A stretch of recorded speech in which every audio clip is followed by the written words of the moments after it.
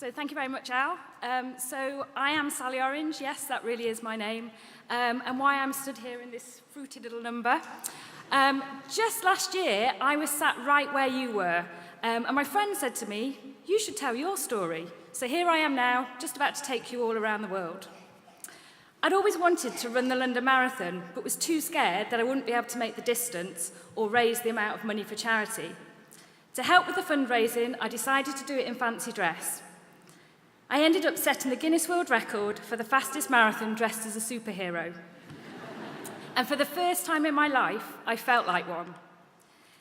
Despite saying never again, I was soon thinking about that superhero feeling. So I applied for another charity place. I'd already asked all my friends to dig deep, so I needed to do something different, which is where the idea of using my surname came into play. This time, I set the Guinness World Record for the fastest marathon dressed as a piece of fruit. During that marathon, I pipped an apple to the post, which is what inspired my next costume. A few phone calls later, and Pink Lady Apples sponsored Sally Orange. I was invited to a press conference with the other fancy dress runners, where I realised I was actually quite normal. And I was also becoming part of a community with a sense of purpose.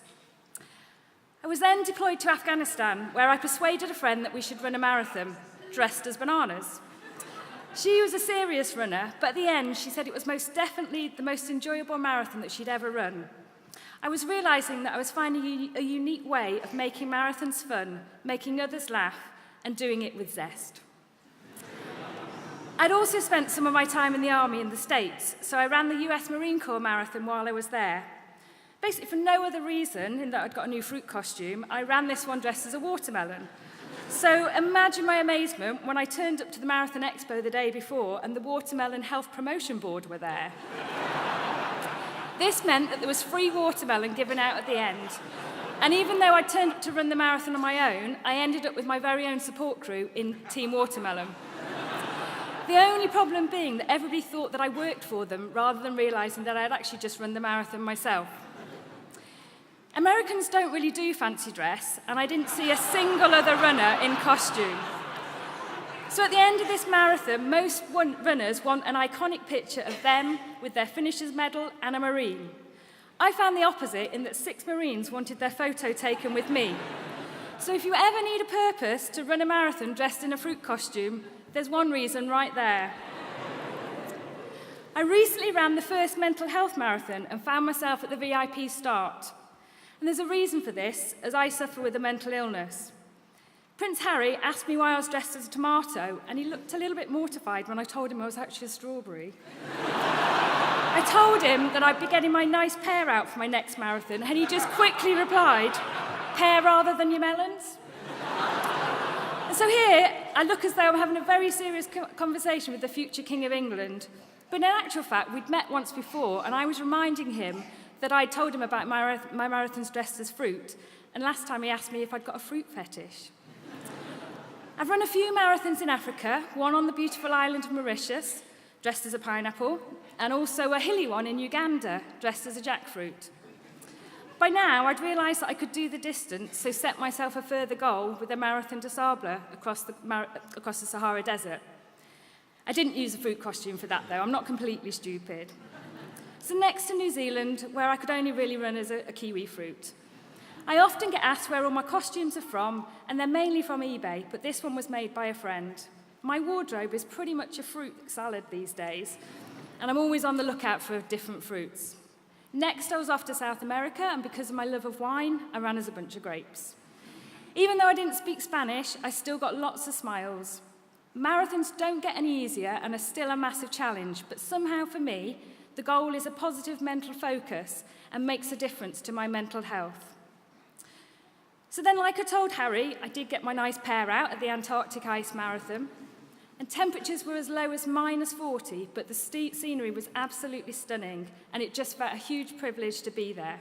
It probably won't surprise you that there was nobody else there in fancy dress.